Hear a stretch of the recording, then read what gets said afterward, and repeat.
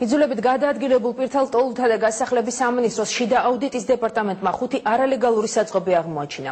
საწყობში, რომელიც სამინისტროს ბალანსზე არ ირიცხება, 2008 წლის აგვისტოს ომით დაზარალებულთათვის განკუთვნილი დახმარება ინახებოდა.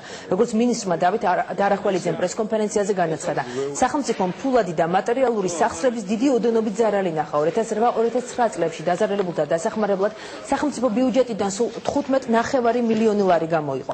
დარახველიძის განცხადებით, აღნიშნული საკითხით სახელმწიფო აუდიტის სამსახურის მიერ ჩატარებულ შემოწმებას სამართლებრივი რეაგირება არ მოყოლია. აღმოჩენილი უკვე გამოუსადეგ არის სურსათ-სანოვაგის ზარალი ამ ეტაპზე 3,9 მილიონი ლარია. სამინისტრომ აღნიშნული მასალები პროკურატურას რამდენიმე დღის წინ გადასცა. დარახველიძე არ გამორიცხავს, რომ კობა სურბელიანის პასუხისმგებლობის საკითხიც დადგეს. მინისტრი პარლამენტის საგამოძიებო კომისიასაც მიმართავს, რომ ამ საკითხთან დაკავშირებით დროული რეაგირება მოახდინოს. დაწყებული იქნა შიდა აუდიტი, რომლის საინვენტარიზაციო კომისიამაც მატერიალური მარაგების შეძენა, განკარგვის კანონირების შესწავლის შედეგად გამოავლინა შემდეგი. 2012 წლის 1 დეკემბრისათვის კომისიამ დაადგინა 8,777 ერთეული სხვადასხვა დასახელების 299,134 ლარის ღირებულების მატერიალური მარაგების დანაკლისი.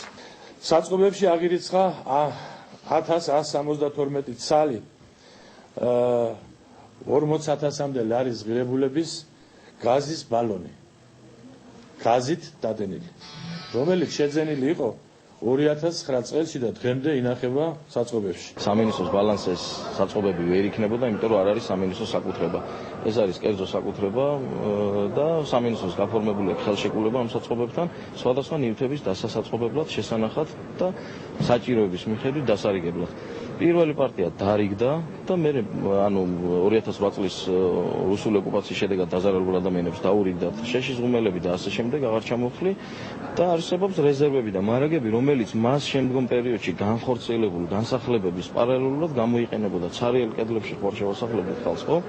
და საჭიროების მიხედვით ურიგებდით და ეს რეზერვი და ეს მარაგი რატო არსებობს, ამაზე თუა პრეტენზია ცოტა ღიმილის მომგვრელი. კონტროლის პალატამ თავის ძროზე ყველა მუნიციპალიტეტში ჩაატარა შემოწმება და საკმაოდ მნიშვნელოვანი ავტორული აქტები დაიდო. ამ აქტების შედეგად სამართალდამცავ ორგანოებს გადაეცა რამდენიმე სისხლის სამართლის საქმე და გამოძიებაც ჩატარდა და სახელმწიფო ზარალიც აუნაზღაურდა.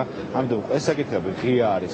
თუ დღეს ვიღაცამ ალბათ სამინისტროში ჯერ კიდევ ვერ გარკვეულა ცალკეულ დეტალებში და ვიმედოვნებ, რომ ისინი უფრო დეტალურად ყურადღებით შეისწავლენ ამ საკითხებს და შემდგომ უფრო კვალიფიციურ განცხადებებს გააკეთებენ.